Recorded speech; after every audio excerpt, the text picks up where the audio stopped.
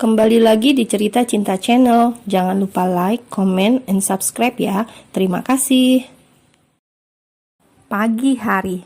Duh, jagoan mami sudah pada ganteng, ucap Jenar saat melihat kedua jagoannya sudah mandi dan wangi. Mimi, Mimi, ucap Javi merentangkan kedua tangannya minta digendong. Mam, mam, mam, mam, ucap Javi juga merentangkan kedua tangannya. Bagaimana mami bisa menggendong kalian berdua? Tanya Jenar terkekeh sendiri. Pagi ini Jenar sama sekali tidak kembali ke kamarnya. Ia menyuruh Encus agar mengambilkan baju Jenar yang baru disetrika dan belum diletakkan dalam kamarnya. Makanya ia memilih mandi di dalam kamar Twin J. Ayo kita jalan sama-sama, oke? Ucap Jenar lalu menggandeng tangan Twin J untuk berjalan.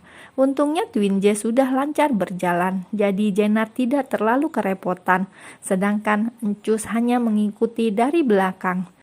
Sedangkan Arya masih di dalam kamar karena menunggu Jenar yang tak kunjung kembali dari kamar Twin J. Arya yang sudah terbiasa dilayani oleh Jenar benar-benar sangat kerepotan saat Jenar tak membantunya bersiap. Astaga J, ada apa denganmu? Ucap Arya begitu kesal sambil memasang dasi yang sedari tadi selalu salah. Entah mengapa, karena sudah terbiasa dipakaikan oleh Jenar atau sudah terlalu lama ia tidak memasang dasi sendiri sehingga ia merasa kali ini begitu sulit. Padahal dulu sebelum menikah ia selalu melakukannya sendiri. J, kenapa wajah kamu pucat begitu? Kamu sakit? Tanya Tamara seketika, mengalihkan perhatian semuanya dan menatap ke arah Jenar yang sedang memijit leher belakangnya. Ah, enggak kok mah, jawab Jenar. Mami, Aiden mau roti, ucap Aiden manja kepada Caca. Pakai apa sayang? Tanya Caca tentang selai. Nanas, jawab Aiden. Kamu mau apa mas? Tanya Caca pada Dimas. Aku juga nanas aja, kata Dimas sambil terus menatap ke arah Jenar dan Arya yang kini duduk di sebelah kirinya.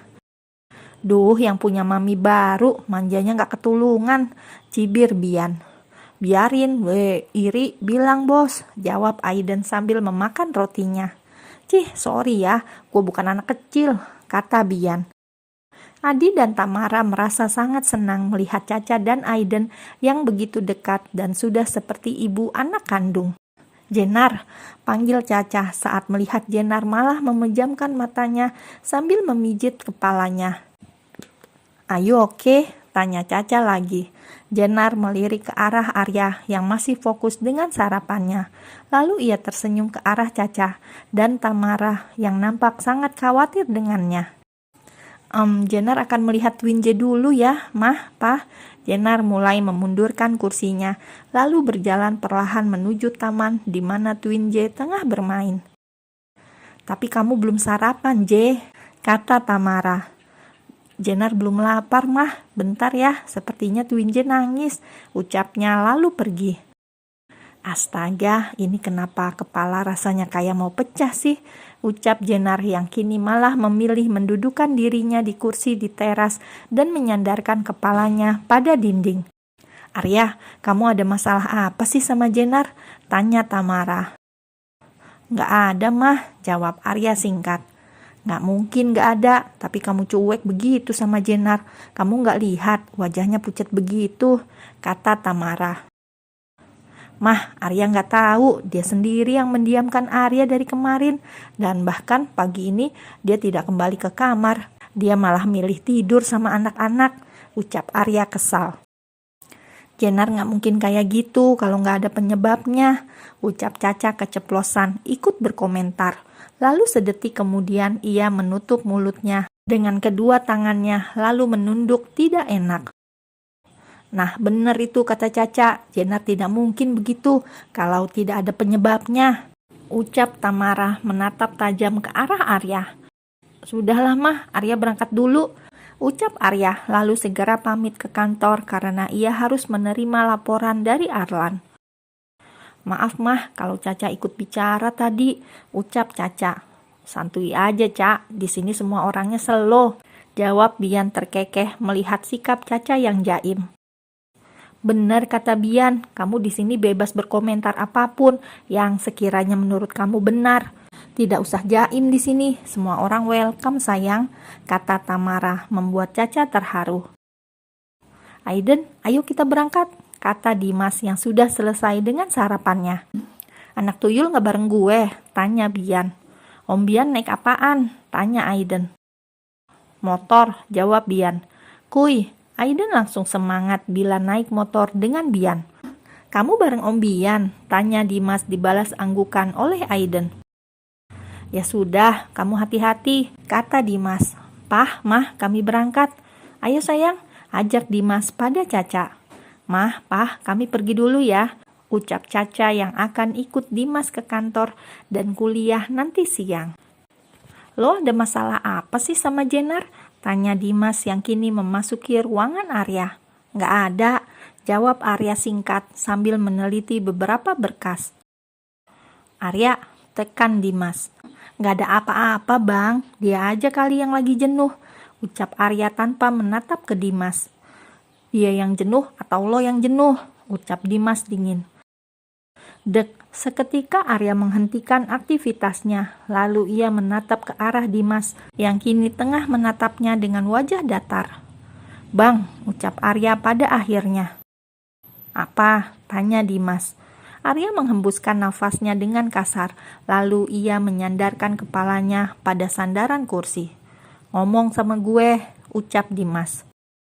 Arya menyerahkan beberapa berkas kepada Dimas. Berkas yang sukses membuat Dimas sama terkejutnya dengan Arya.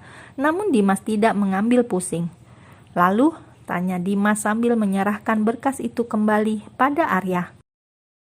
Menurut lo gimana? Tanya Arya. Menurut gue, lo tanya pendapat gue. Ya kalau menurut gue, bodo amat. Hidup dia ini, ngapain gue peduli? Sarkas Dimas. Jadi ini yang buat sikap lo dingin sama Jenar, hah? Tanya Dimas tidak suka. Dia sendiri yang ngediamin gue bang. Lo tahu dia semalam malah milih tidur di kamar anak-anak daripada kembali ke kamar. Dia mandi di sana dan lo lihat sendiri tadi waktu sarapan. Ada nggak dia negur gue, nawarin gue sarapan apa? Dia malah diam dan pergi kan? Ucap Arya dengan mengusap wajahnya kasar.